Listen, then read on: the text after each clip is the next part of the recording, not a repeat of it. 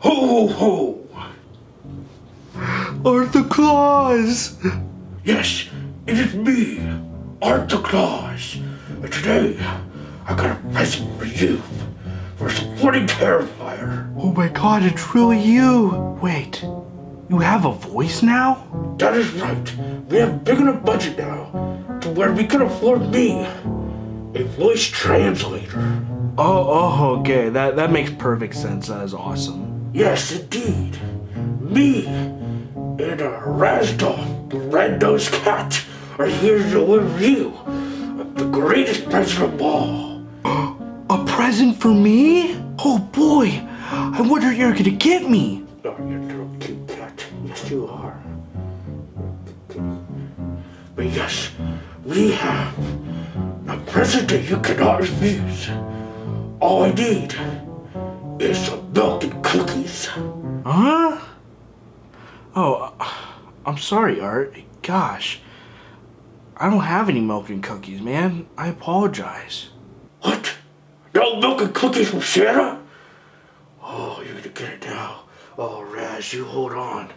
You hold on, Raz. I got something for you. Well, what are you doing? I want you to see the face of the man that's gonna defile you, motherfucker. No milk and cookies for Art? Oh, you're gonna fucking get him, motherfucker. Whoa, what are you doing? I'm gonna show you goddamn cocksucker. Oh, yeah. You're gonna get it again. You're gonna get it again. Not again. Oh. Tastes minty. Oh God. You wanna see if you're gonna get my question, motherfucker? Oh no. It's all in my arms, my shirt. Oh fuck. Here's what you're gonna get for Christmas. Oh, you're gonna regret it now. What? You're gonna get me a black magic camera and $100,000, just enough budget to make my first feature-length horror film? What? No, please. There must be something I could do. All I need is some milk and cookie, motherfucker. You know what Killjoy Jake's gonna get? He's gonna get to be a Terrifier 4. Oh yeah, in DC Films, he's getting a screen-used Child's Play remake doll. Yeah, that's right, buddy, motherfucker. You're giving all these people these amazing presents and all I get is a facial to the face? Come on, man, please, there must be something I can do. I'll buy you the milk and cookies, please. Oh, and Code Weeks? Oh, I can't even tell you about that one. It'll just make you depressed. All I do is milk and cookies, and you couldn't even do that. Ho, ho, ho, motherfucker, I'm out of here. Come on, Arthur Claus. I'll suck a little bit off the tip, just please. Fuck. God damn it. Last chance to get an amazing camera for free and enough budget to make the Dreadface movie. Fuck. Merry Artmas, I guess. God damn it.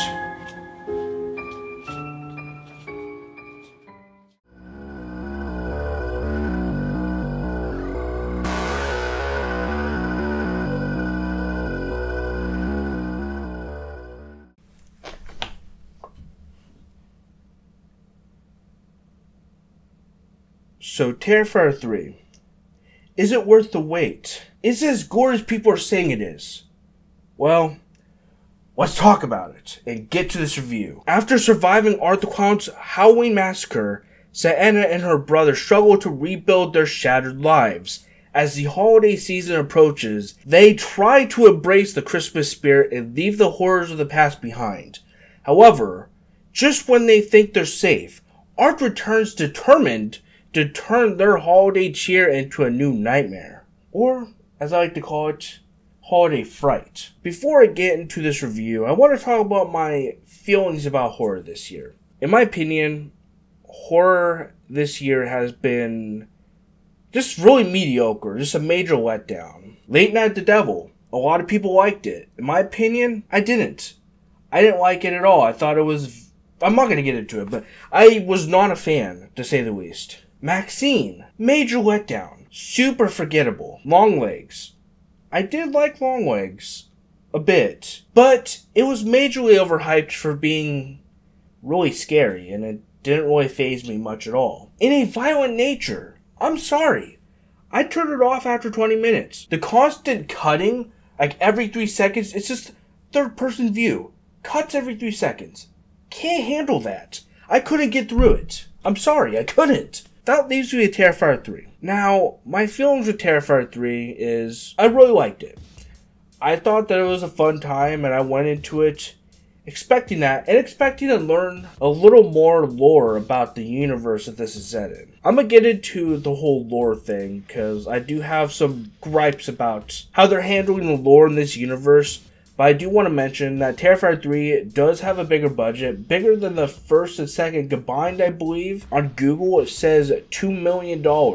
It definitely shows, like, the cinematography is way better in this film. It has more of a grindhouse look than the other two, and the vibes here and there kind of remind me a little bit of Black Christmas, but they have a little bit more comedy sprinkled in, without it being too much, if that makes sense. But the cinematography here is definitely a lot better. I will say, however, that the gore was quite good. I did think that the gore, was definitely pretty gory for sure, but wasn't enough to faze me, honestly. Like, it didn't make me go, ooh. I just kind of felt more like enthralled into it, like, wow, okay. I don't know if that's just because I was playing stuff like Manhunt 2 when I was 10, or the fact that I literally have been watching horror literally for my whole entire life, but no, like, I didn't feel like I wanted to, like, faint or throw up watching the movie, like, as a lot of people apparently are, like, fainting and throwing up from this movie, and from how I take it, a lot of the people are probably people that don't watch a lot of horror movies or are used to more tamer stuff, and I'm not that definitely, because I don't see it. Like, when I see the gore, I'm like, yeah, that's cool, like, I really like some of these kills, but it definitely, like, wasn't enough to make me go, like, Jesus, or anything like that. One kill, maybe, but, like, even then, I thought, like, it was like, okay, that's pretty cool. I will say, however, as far as the gore goes, one thing that kind of concerned me a little bit is how frequently people were dropping dead. Yeah, I get it, it was a slasher, people could die, blah, blah, blah. But it's just, person after person was just dying, and it felt like it's kind of like someone described it as like a special effects reel, because, like, there was just a moment where, like, one person would die and cut to another scene and another person would die. And it was just kind of like I don't know, like, it just kind of, like, made me feel some type of way, because I felt like, okay, well, we're just watching people die, like, we aren't really watching the story or lore develop, because literally for the last 10-20 minutes, we've just been, like, maybe, like, check in on, like, say, Anna or, like, Jonathan for a bit, and then it will cut to a scene and someone's, like, literally dying or is about to die. Yeah, there's just, like, stuff like that. Like I said, the gore is cool, don't get me wrong. I do have a strong appreciation for good special effects. I will say, however, the music is pretty much the same as the other movies, except they added some, like, Christmas jingles, which pretty much all exists except for one that was made just for this movie. And I'm not going to spoil it, it's kind of funny.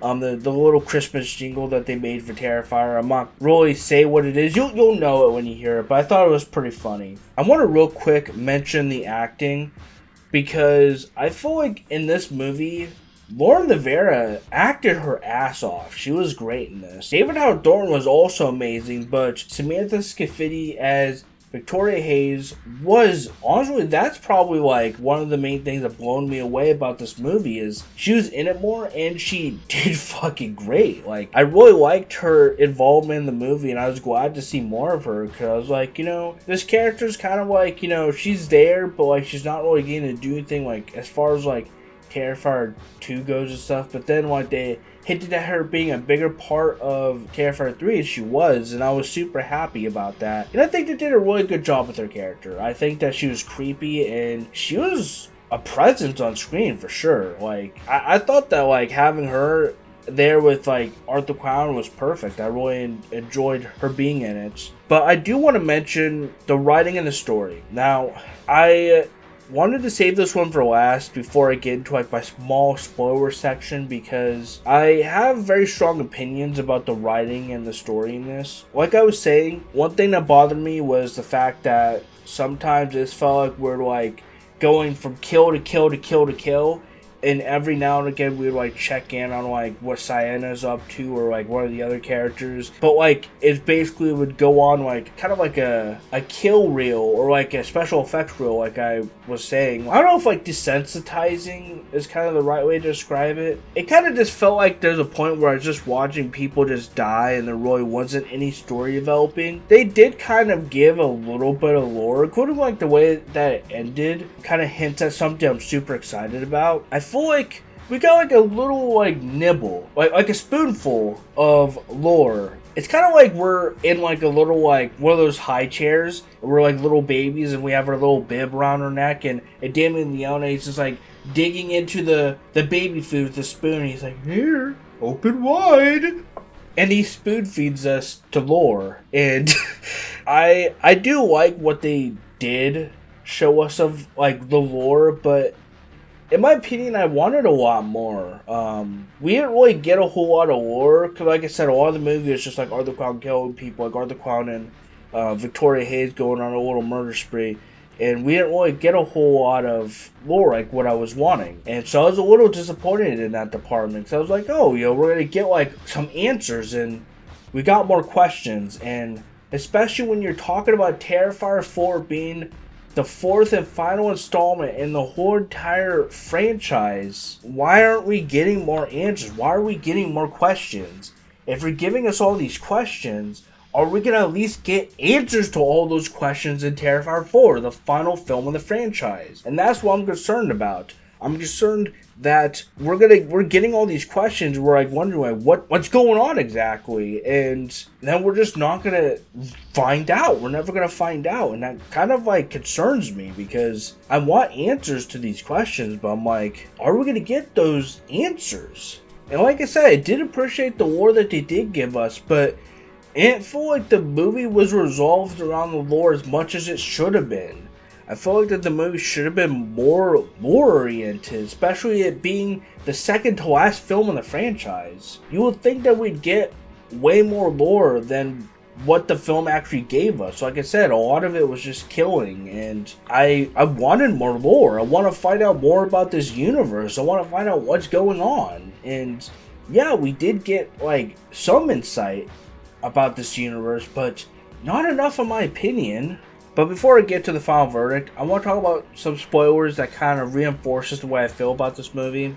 If you don't want the spoilers, go to this timestamp, go see the movie, come back here. Or if you've already seen it, or if you don't care, here are the spoilers I have an issue with. First and foremost, near the end, like, I don't know what exactly was going on near the end of the film, but it felt very rushed along. For the people that have seen the movie, like, do any of you guys get that impression that near the end of the film it just felt like very rushed along? Like they're like, okay, come on, we gotta wrap this up. Example is like Arthur Clown just like magically just doesn't have the Santa outfit anymore at the end. All he has is like a Christmas hat, which I don't know why they did that. This is actually supposed to be the scene where like Arthur Clown is like going after Sienna finally, after the whole entire film of only really running into her once, but like with that Santa mask on. I wonder if it's one of the first things they shot, because I thought it was really weird that he just didn't have the Santa outfit at the end. I'm like, what the hell happened to it? They didn't even explain that he didn't even like have it anymore. They didn't like get into it. It just kind of like was,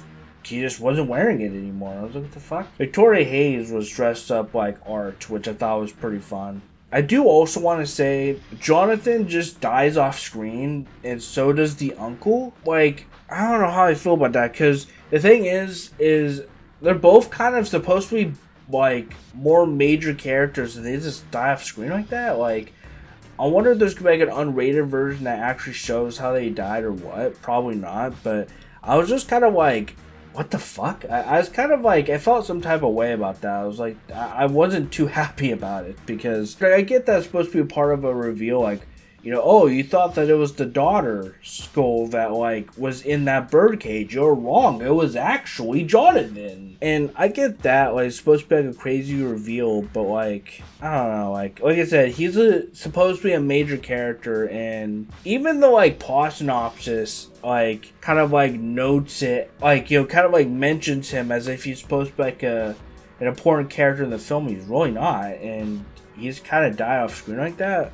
I don't know. I wasn't too happy about that. Also, no Pale Girl? Wait, so is Victoria Hayes supposed to be the entity that was the Pale Girl? Because now, like, Victoria Hayes is speaking. It doesn't make a whole lot of sense, I'm gonna be honest. Because at the end of Terrifier 2, the Pale Girl picks up Art's head and walks away, never to be seen again. And then Victoria Hayes just giving birth to Art's head after all that? Is it trying to say that, like, Victoria Hayes got possessed by the spirit that is the Pale Girl? Like, you guys see what I'm saying? Like, it doesn't really add up. Like, I don't really know, like, what they're trying to do. Like, I hope that Terrifier 4 actually helps, like, resolve those questions. Cause I'm, like, kind of just sitting here, like, what's going on? Like, what's this about? It just, to me, it just all felt so glossed over, like, kind of like, oh yeah, the Pale Girl, like, remember her? We'll forget about her because she's not important anymore. Like, she is kind of mentioned one point in the film, and they're like, yeah, forget that, like, about Victoria Hayes and Art now. Like, it just kind of felt very strange, you know? It's just, like I said, like, it's just the lore kind of feels all over the place, like, not a whole lot's adding up. You know, the fact that, like, things are just jumped the gun, like, at the end, where it's like, boom, everyone's just, like, dead, and, like, all this stuff had happened, and Art's not wearing his Santa outfit, Jonathan and the uncle are both dead. It just made me feel some type of way. I will say, however, I do like how the film did in fact end. I like that it was a nod to the Ninth Circle, which is the very first thing that Art the Clown ever appeared in. It was a short film made by Damien Leone, and Art makes a very brief appearance before it just, like, shifting gears and it becomes about, like, the devil and stuff. But he is in it at the very beginning, and it's making me think that, like, the fourth Terrifier film, the fourth and final one, is gonna be about the Ninth Circle, or in other words,